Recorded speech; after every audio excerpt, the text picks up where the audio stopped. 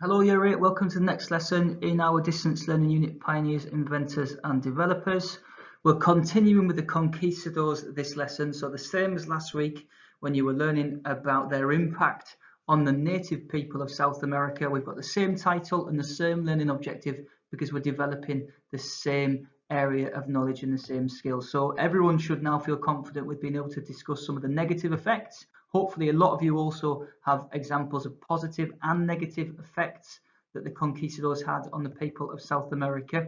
And some of you today might even consider whether you think the sources can all be trusted, and that might help you when you come up with your final overall judgment based on the evidence that you've looked at.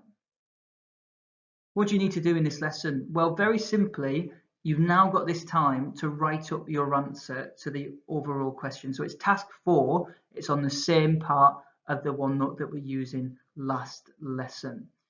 If you are really looking for extra work to build your knowledge in history, then please feel free to watch the video that is linked about the Columbian Exchange and summarize the top 3 things that you've learned in our chat page. But just to make you aware, that is optional. I think this lesson is already involving you doing lots of work. There's quite a lot of writing, so no pressure whatsoever.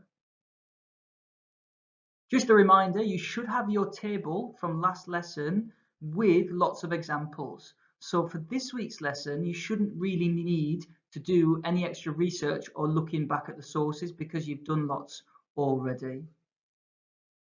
To help you with your write-up, there's an essay plan. It's got space for an introduction, 2 or 3 sentences, a bit of background information about who the conquistadors were, who were the native people of South America at this time. You should have positive and negative effects that are being explained in your main body. A top tip for your conclusion, we've discussed it before, how can you show historical thinking? So this question is all about impact. We can develop our ideas and think in a bit more of a complex way with some of the thoughts in the yellow box. If we're talking about impact, we could consider short-term compared to long-term impact. We could consider how many people were actually affected, what was the nature of that impact. Okay, was this something that was positive or negative? Was it maybe not that serious? Was it actually fundamental? Did it even lead to kind of death? And lastly, what was the change that this resulted in? You'll be assessed on this bit of writing using the best fit approach. We'll be looking at use of keywords, so things like conquistador, the names of the Native Americans, for example. We'll be looking at your knowledge. All right, can you demonstrate excellent knowledge through detailed explanations? Try to use good examples from the sources and don't just have one example from a source in a paragraph. Try to get 2 or 3 examples from the sources when you're discussing a certain impact, if possible. And lastly, we're going to look at your use of opinions. So can you use information to give a detailed opinion?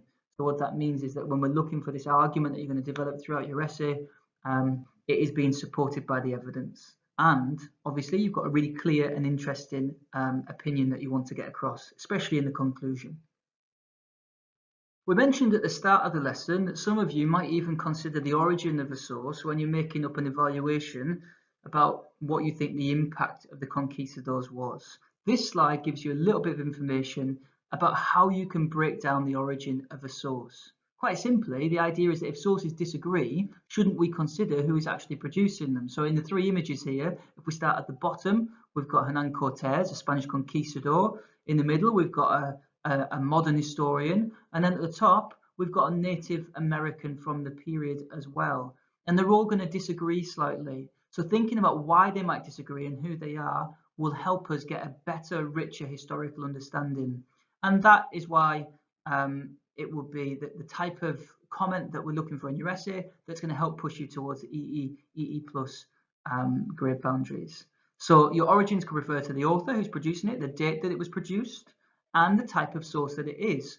For example, if you think about the one at the top, Chief Fatui was given a speech that was written down by someone, presumably a bit of a gap in between, and we can't know if he actually wrote everything down exactly as the man said it. So you might wonder whether you think it's less reliable. On the other hand, you could think, no, I think this probably is very reliable, despite it maybe not being 100% accurate.